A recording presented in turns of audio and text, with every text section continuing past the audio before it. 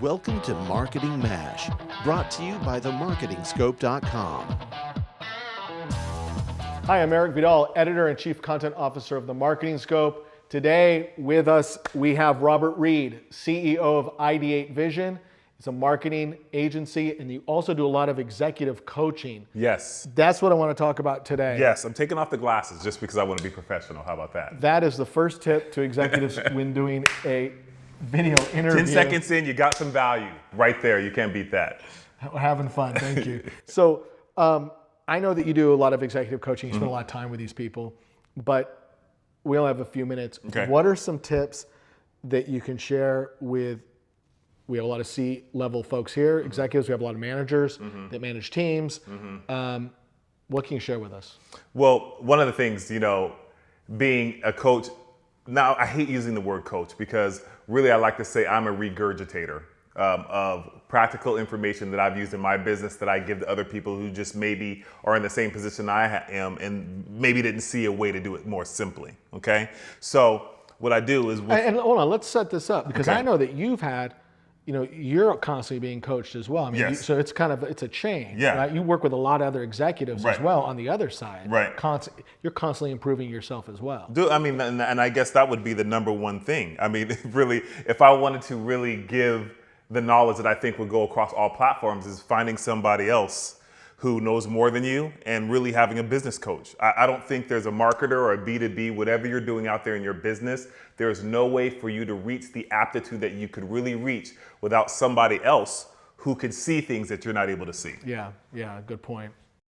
So, in terms of what I'm seeing, the same kind of conversation around these execs that I talk to and I coach around their marketing and around their implementation of their strategies is basically everything is that we all deal with is how do I have a successful team? How do I keep a successful team together? The other problem that they seem to be facing is organization. Like, it doesn't matter how much we think we're organized, there's always another level of organization and there's always a level of accountability that makes a difference. So when I'm talking, you would think that, I guess one of the tips I would say is just know that you're struggling with the same thing that other marketers and other people who are C-level, people that you think are way higher than you, they're struggling with the same things just on another different level, which is the organization, the structures and the processes, and the management of your team. Well, what about also the management of your time? Right. Because I went through a management training years ago, and I know I've talked to you about this. Right. You were telling me just earlier was, trying not to focus on the trivial, all the different small stuff. Right. Focus on the big things. Right. And try to delegate that stuff. But I know it's still a challenge. I still get bogged down with that. Is that something you hear or see? All the time, because see what they want to do, a part of letting go, part of being able to get rid of that rigmarole is letting go of controlling everything. Because most likely you're not going to be able to be on that island with your little umbrella like you imagine in your head, without either automation or building a team. Yeah. Right? And letting go. And letting go. Because in to be able to build a team and to create automation, you have to let go. So when you're dealing in the space of having to meet with clients and bring in any type of sales or be responsible for anything, it always comes down to how well organized are you with your time. So what are one of the things that you see executives struggle with the most? Is that it, or what is it? I think most likely most of the executives I speak to struggle with letting go. But when I'm to them, they're usually at their last rope. They're willing to talk to one person to manage all of those things and trust one person that they can cuss out, right? If things don't go the way they want it to go. One throat to... Yeah, one throat to slash, you know what I mean? They don't have to talk about 8 people. I've never heard one throat to slash. That was my dedication to the People versus OJ thing that just came out. There you go. So anyway, so what's interesting, we're gonna edit that. Damn it! So I just... By the way, I think there were two. He didn't. Yeah. Go ahead. I'm sorry. You were saying. So what I'm saying is that more executives are finding out that they really are tired of handling everything.